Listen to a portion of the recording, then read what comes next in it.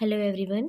आज हम class 10th का चैप्टर 3 का एक्सरसाइज 3.3 का क्वेश्चन नंबर 2 का फर्स्ट क्वेश्चन करेंगे। तो क्वेश्चन को रीड करते हैं। If we add 1 to the numerator and subtract 1 from the denominator, a fraction reduces to 1. It becomes 1/2 if we only add 1 to the denominator. What is the fraction?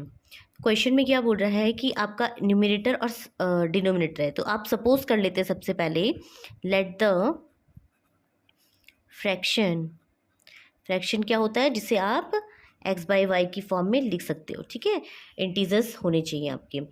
Late the fraction be x by 1. अब question को पढ़ते हैं। If we add to the numerator, आपको पता है इसे numerator बोलते हैं, इसे डिनोमिनेटर। क्वेश्चन के अकॉर्डिंग क्या है? According to the question, if you add 1 to the numerator, यानी न्यूमरेटर को x माना है, x में 1 ऐड कर दीजिए। And subtract 1 from the denominator, यानी डिनोमिनेटर में 1 माइनस कर दीजिए। तो आपका जो फ्रैक्शन बनता है वो रिड्यूसेस टू 1 बनता है, यानी 1 आता है। ठीक है, अब देखिए, अब इसका क्रॉस मल्टीप्लाई करते हैं तो देखिए क्या आता है।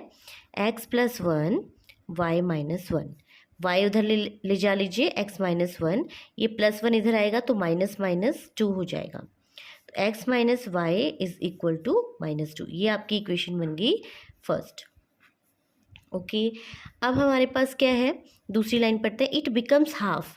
अब ये जो न्यूमरेटर और सब्ट्रैक्ट न्यूमरेटर डिनोमिनेटर जो है हाफ हो जाता है कब? If you only add to the denominator, यानी इस x बाई वाई में अकॉर्डिंग टू द क्वेश्चन, इस x बाई वाई में, इसको न्यूमरेटर बोलते हैं, इसे डिनोमिनेटर। तो डिनोमिनेटर में अगर आप 1 ऐड कर दें तो आपका जो फ्रैक्शन हो जाता है, बिकम्स मतलब हो जाता है 1/2। ठीक है, तो इसको क्रॉस मल्टीप्लाई करते हैं तो आपका आ जाएगा 2x y प्लस 1। तो 2x, y को उधर ले जाएंगे, -y हो जाएगा, +1 यहीं पे रहेगा। Equation number 2।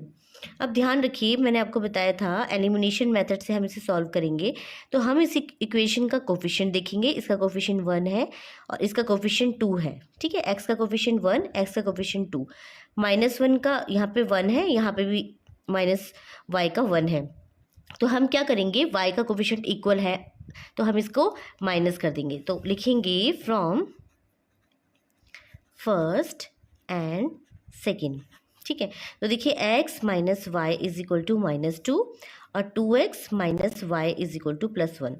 ठीक है, अब देखिए साइन चेंज करते हैं, क्योंकि आपको पता है कैंसिल करने के लिए ऑपोजिट साइन होते हैं। तो ये माइनस है, इसे प्लस कर दीजिए, और ये प्लस है तो ये माइनस कर दीजिए, ये प्लस है तो ये भी माइनस।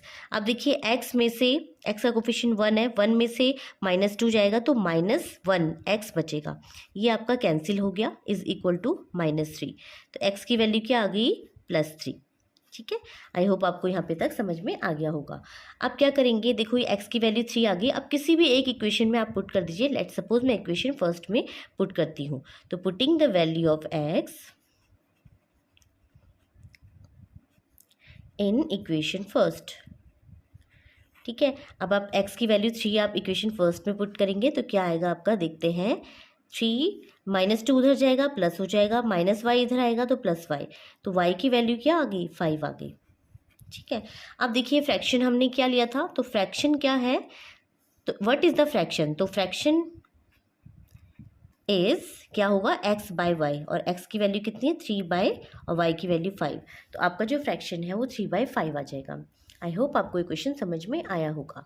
अब हम इसका नेक्स्ट सेकंड का फर्स्ट पार्ट करते हैं, सेकंड पार्ट करते हैं, सेकंड क्वेश्चन का सेकंड पार्ट करते हैं।